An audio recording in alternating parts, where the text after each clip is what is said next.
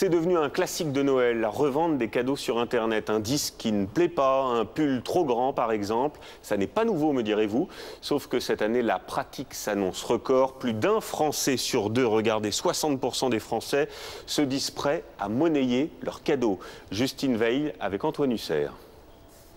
Chez la famille Guillard, le Père Noël a été tête en l'air. Marius a reçu 2 fois la même paire de gants et Marilyn, la maman, n'est pas emballée par sa sélection littéraire. Le premier, je l'ai lu récemment, donc ça me ferait plaisir d'en avoir un nouveau. Et puis le deuxième, m'intéresse pas plus que ça. La solution est toute trouvée. On va échanger. Marilyn Guillard va mettre ses objets en vente sur le web. Pour elle, revendre, ce n'est pas désacraliser le cadeau. En très bon état. C'est vraiment pouvoir échanger contre quelque chose qui nous correspond mieux, ou qui correspond plus à nos attentes. Parmi ceux qui revendent leurs cadeaux, 34% le font parce qu'il ne leur plaît pas.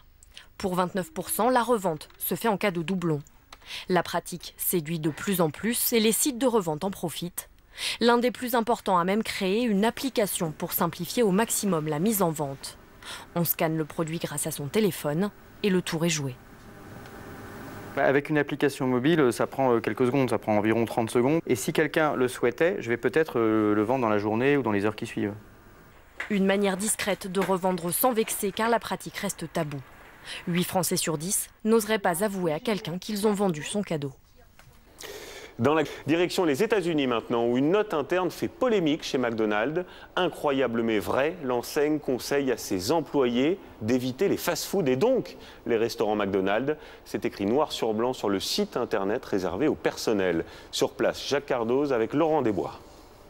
Vous travaillez chez McDonald's, un conseil, n'abusez pas des burgers. Sur leur site interne, voilà ce que les salariés américains de la chaîne peuvent lire. Le constat est sans appel. La restauration rapide est presque toujours chargée en calories, gras, sel et sucre. L'un des menus phares du groupe, le cheeseburger frites boisson gazeuse, est même qualifié photo à l'appui de mauvais choix pour la santé. À l'opposé d'un sandwich jambon tomate salade eau minérale. Pour les employés de ce restaurant de Washington, manger sainement dans un fast-food reste possible. Je ne crois pas que les gens mangent trop de burgers de toute façon. Si vous voulez manger des salades, on peut vous en vendre. Si vous voulez manger sainement, vous pouvez.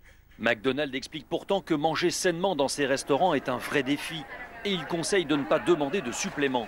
Voici même l'option préconisée si les salariés doivent vraiment manger sur place.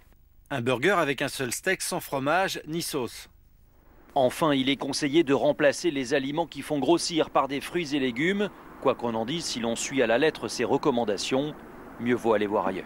Question de circonstance en cette fin d'année. Qui est votre personnalité 2013 ? Le pape François, on le sait, a été distingué par plusieurs médias comme le Time ou le journal Le Monde.